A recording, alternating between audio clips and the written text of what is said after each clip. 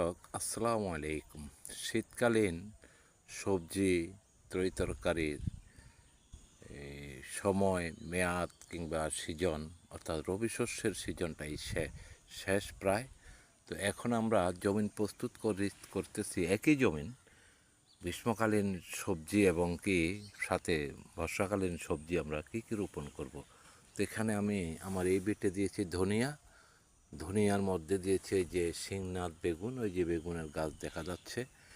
এর মধ্যে দিয়েছি শশা, ওই যে শশা গাছ দেখা যাচ্ছে। এর মধ্যে দিয়েছি শশা, এটাতে দিয়েছি বর্ষাকালীন কাঁচামরিচ, এই যে এটা বর্ষা পর্যন্ত থাকবে কাঁচামরিচ।